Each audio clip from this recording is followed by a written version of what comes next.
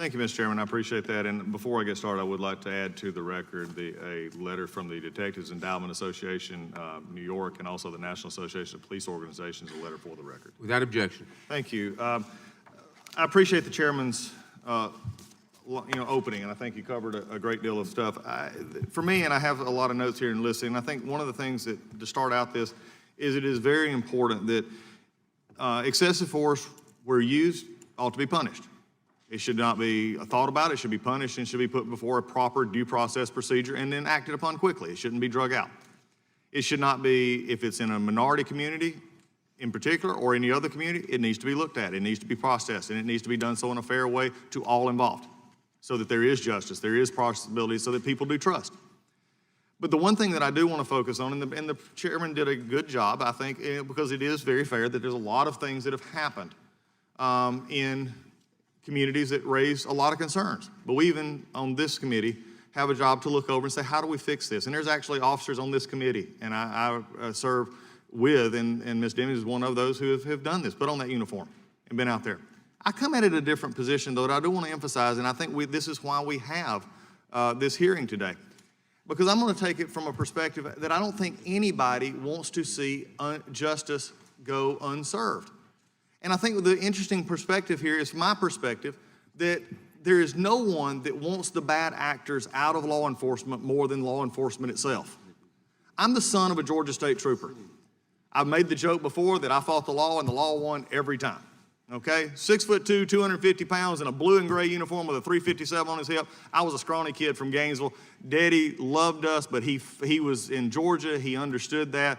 And he, would come home. I'm the little kid that would watch Dad go out to work, and when he would come home at night, I work, and he'd come in with his uniform torn, blood on his collar. And how does that affect an 8-year-old, 9-year-old kid? That's my daddy. That's the man that, to this day, he's 80 years old. He's a big teddy bear now because of grandchildren. That's a big factor. But this is the man that I admire to this day. I am who I am because of him. And what would happen, my dad was a strong man and is a strong man. And one of the interesting things that I always found is when something would go wrong with an officer, and we had an officer in Georgia who was a Georgia State Trooper who I knew personally, and I'm tempted to call it a mistake. It's not. He committed a crime. He had a sexual encounter with someone in his custody, and he's in jail. It's rape. He was punished for it. But you know what was even more amazing to me was my dad's reaction to that. My dad came home and he was upset, he was mad.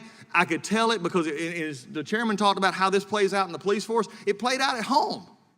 It played out because my dad come home and didn't talk about it. My dad was mad as he could be about somebody tarnishing the badge and the uniform that he wore. There's no one, I believe, honestly, in this country who wants bad actors who do bad things out of the police force more than the police themselves. And as someone who understands this and watched my father live it every day, when he was painted with that broad brush that the chairman spoke of, that I'm glad we're not going to use, when he was painted because of others, then it affects everybody in a high risk, many times low reward area. Some of the things I would love to see us talk about, the thin blue line denotes a separation from order and chaos. It should always be there. No one in our country should not look at our police force and know this is what keeps us all safe, no matter who we are or what our beliefs or what our color of our skin. It is what keeps us different than the rest of the world. A safe, orderly police force that carries out our laws faithfully and executes them to the best of their ability. But too often, I served on that police working group. And I've been all over the country in Georgia and other places, and we have problems in our police force because there's too many folks who are bad actors who get pushed from one job to another. Let's talk honestly, let's talk honestly. You got bad actors who can't make it at one job. They go to another police force, and it's sort of like, yeah, do you know him? Yeah, okay, yeah, he got another job. The one police chief is saying, thank God. The other police chief is saying, I don't know what I got into.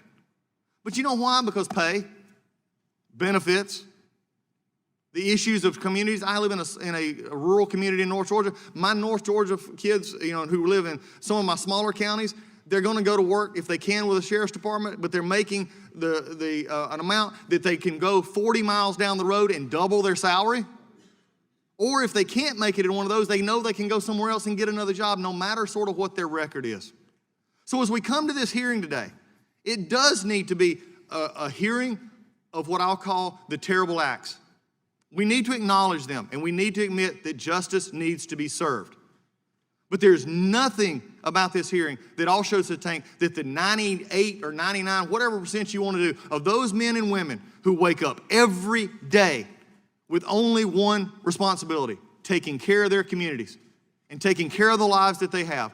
And they want nothing more than these bad actors to go away so that they can do their job.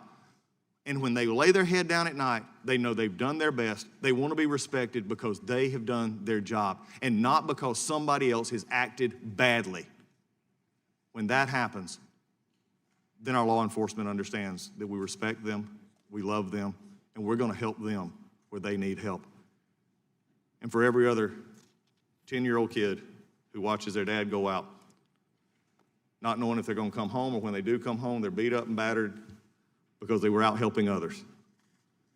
And when they see their dad or their mom upset because their profession, their calling is tarnished by those who would tarnish it, justice must be swift, it must be firm, and it must be fairly applied. Because if not, we lose who we are. We would not be who we are without our police force.